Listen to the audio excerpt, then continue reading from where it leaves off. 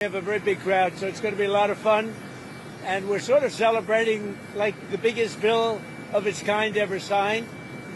And it's going to make this country into a rocket ship. It's going to be really great.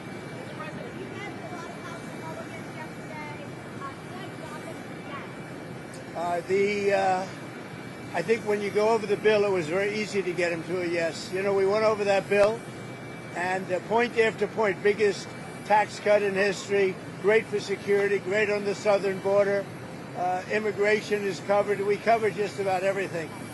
Again, it's the biggest bill ever signed of its kind. Mr. President, some House Republicans that were concerned about the bill said that they had conversations with you where you made promises. What promises did you make? Did you tell Representative Clyde that you could have some action on gun rights? What sort of deals did you make with those? Well, I talked to a lot of different Republicans in doing it, and we had a good time in being there. I did not have much of a problem with any of them. As you know, we had 2 negative votes, but we had whatever it was, the final vote. Did you get them to agree to yes? Yeah, I think a few of them I did, but I think they would have gone yes anyway. What were those deals? No deals, no deals. What I did is we talked about how good the bill is. I mean, that's a deal, I guess, when you think about it. But obviously convince them, but it was not hard. This is a great bill. This is going to be a great bill for the country.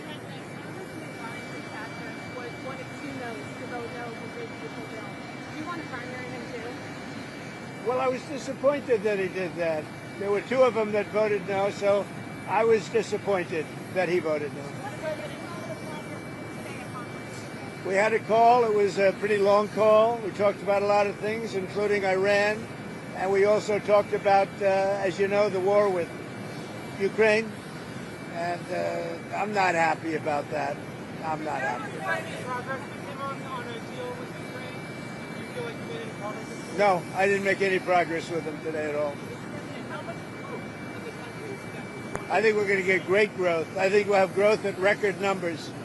This is going to be something that's amazing, and everybody was watching it all over the world.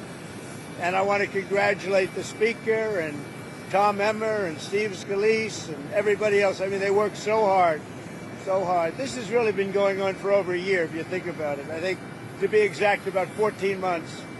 And this was the culmination, and I guess it ended a lot earlier. A lot of people thought it would end up the following afternoon. Well, it ended up late in the evening, but they were great. They were great. And by the way, on the Senate side, I thought Senator Thune did a fantastic job.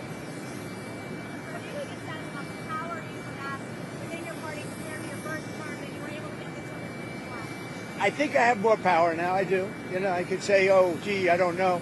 I think I probably do because we've had a great record of success. You know, my first term was very, very successful. We had the greatest economy in the history of our country. I think we're going to blow it away this term. But, you know, we've proven certain things, and, yeah, I think probably it's got more gravitas, more power. Yeah.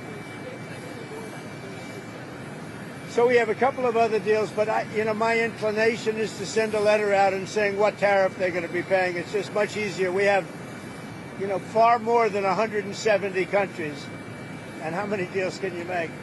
And you can make good deals, but they're very much more complicated. I'd rather, and I've been like this from the beginning, I'd rather send out a letter saying this is what you're going to pay to do business in the United States. And I think it'll be well received. I think it's just so many countries. And, then they go specific. Let's do this, let's do that, beef, ethanol. And I'd rather just do a simple deal where you can maintain it and control it. You're going to pay a 20% or a 25 or a 30% tariff. And we're going to be sending some letters out starting probably tomorrow, maybe 10 a day, to various countries saying what they're going to pay to do business with the U.S.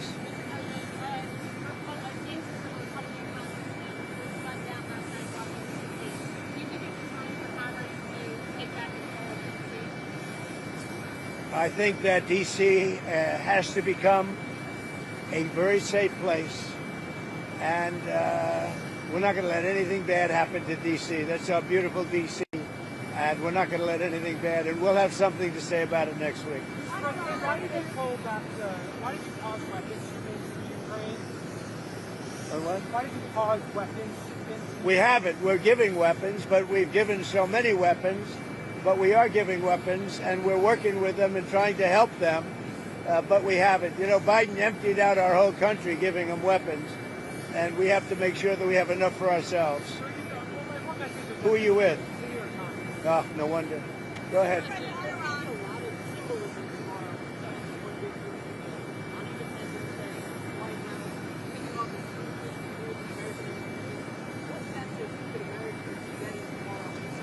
Well, I think it's going to be really a message of proudness. You're going to be proud of your country because our country is doing fantastically well. The economy is great. You saw the stock market today.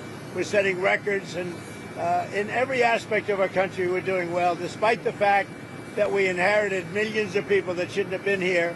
And I think we have crime stats that are coming out that are showing the lowest numbers we've had in many years.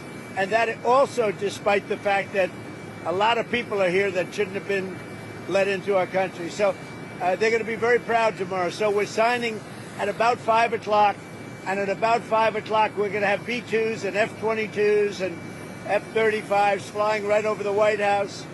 And the Speaker and I and John Thune, we're all there together with I think most Republican senators and congressmen and women. And it's going to be a great day. So we'll be signing with those beautiful planes flying right over our heads. All right? What are your expectations for the next round of talks with Steve Witkoff and his Iranian counterpart? Well, we're going to see. Steve is a great guy. He's a great negotiator. Iran does want to speak, and I think they'd like to speak to me. And it's time that they do. We're not looking to hurt them. We're looking to let them be a country again. They got beat up, and, you know, they were both exhausted, frankly. But Iran really got beat up, and I think they want to meet. I mean, I know they want to meet, and if it's necessary, I'll do it. But Steve is involved and very much involved, and he's done a fantastic job. All right, one more. President, on Gaza, do you still want the U.S. to take over Gaza as a part of a peace? I want the people of Gaza to be safe, more importantly. So that could I want to see safety for the people of Gaza. They've gone through hell. Thank you very much, everybody. Thank you.